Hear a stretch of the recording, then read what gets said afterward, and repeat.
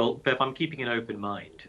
The Kremlin has a long history of staging such incidents in order to justify the war or justify some provocation. We've seen this going back to the very early years of Vladimir Putin's time in office, and we saw this at the beginning of this war as well. So I emphasize it could be a Kremlin provocation. However, having said that, I've just got back from Kiev a couple of days ago. I spent a week there, and it was absolutely clear to me that Ukrainian officials have been putting enormous effort into long-range strike drones. And this isn't the first time we've seen attacks on Russian bases or Russian territory. We saw attacks in St. Petersburg. In February, we saw a drone get within about 100 kilometers of Moscow. A week ago, we saw a drone attack on Sebastopol, on the main Russian naval base, the base of the Black Sea Fleet. And Ukrainian officials were certainly hinting to us that they feel quite potent new capabilities are coming over the horizon. So I absolutely don't rule out that this is a bold, incredibly impressive in some ways attack on the center of Russian decision making. Yeah, and to send a very strong signal to them, which is also interesting because the Victory Day is not far off, and there has been talk of sort of a slightly muted celebrations as they do have, and this is an interesting time to see what message that is sending as well from the Kremlin. You're right, Victory Day is 6 days away. This is the date, of course, that the Kremlin and Russia commemorates its victory over Nazi Germany in the Second World War. And last year we saw the parade was dramatically scaled down because of the war. And indeed, that Russia hoped to capture the port city of Mariupol last year. Mariupol held out for another week, effectively depriving Putin of that achievement. Again, this time round, we see that Russia's army is desperate to capture the town of Bakhmut in eastern Ukraine by May 9th in order to claim some kind of victory. It would be the only victory that Russia could speak of in this campaign since last summer. So it's desperately needed. And we heard the casualty figures just then, around 20,000 Russians killed since December across all parts of the front. But of course, that mostly means in and around Bakhmut.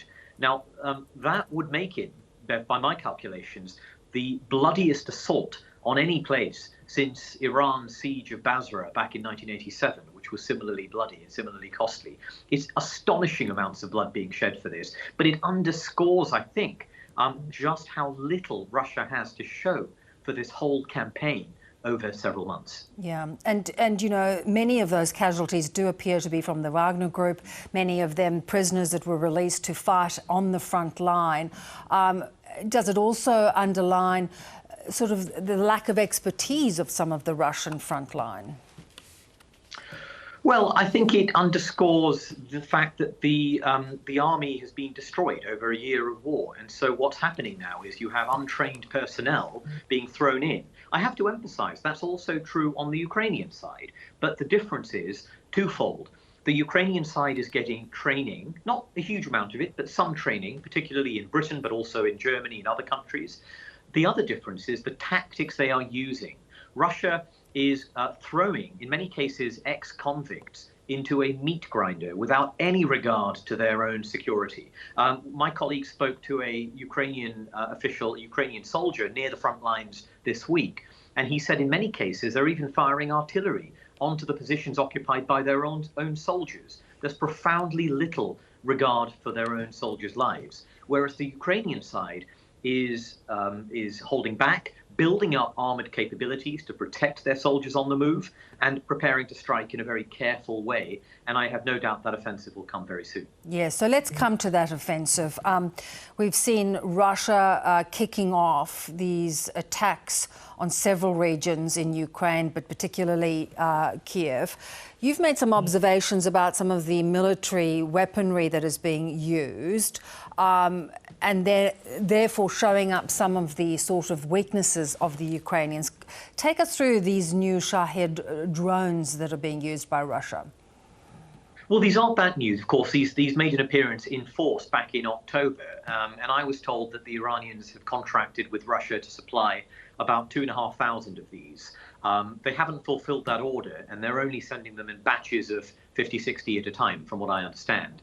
These are very crude weapons. They are loitering munitions. They're essentially drones that crash into their target carrying a small amount of explosive. And they have been used to terrorize cities, but also to attack Ukraine's power grid. That campaign has been relatively unsuccessful. The Ukrainians have managed to repair power facilities. They've managed to knock most of these drones and missiles out of the sky. When I was in Kiev last week, there were air raid sirens at 4 a.m.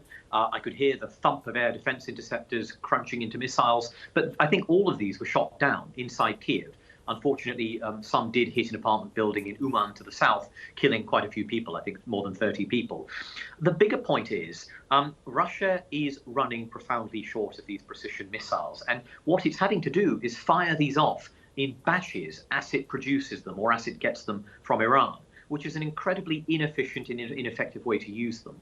There is a sense that it may have been saving up some of these missiles and drones in order to use ahead of the counteroffensive.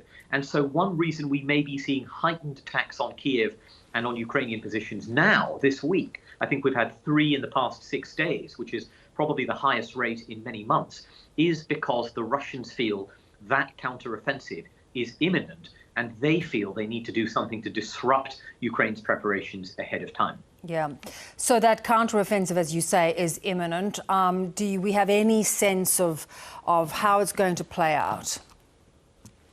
The short answer is no, because we don't know when it will come. We don't know where it will come. But I think it's very important to emphasize that it's going to be a series of unknowns. Ukraine's offensives last year were against relatively poorly equipped and quite poorly numbered, numerically thin Russian forces, particularly in Kharkiv.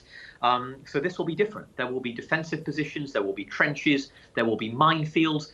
The defenses will be much better, and there will be more Russian troops on the other side. On the other hand, the Ukrainians will also have capabilities they did not previously have. They have 9+ brigades of mechanized or armored vehicles. They have modern European and American European tanks. They have mine breaching capabilities. So this is an untested offensive force under these conditions, going up against an untested defense that's a very formidable defense. Nobody understands how it will go. I can tell you that a lot of Ukrainian officials I spoke to are nervous. They are nervous about the prospect this will end up in a stalemate, but others are confident. And I think there's no single view, but there certainly isn't any bravado or complacency about success here. Yeah, but way too early to be, talking like some are that it may change the trajectory of this war. In a way, that's the gamble. If it doesn't change the trajectory of this war, if it doesn't punch through Russian lines and shock the Russian state into a change of calculus, I think that would be a problem, because we then face a situation in which Russia will mobilize again, as it did last autumn. It will mobilize another several 100,000 troops. It will continue to churn out weapons and aid. It will turn to the Chinese and ask for more assistance. And this will become a long, grinding, attritional conflict. And I think Western countries are afraid of that. They don't want that. But the important thing to remember is it may be forced upon them, however successful this offensive is. Yeah. Always good to talk. Thanks so much, Shashank. Thank you.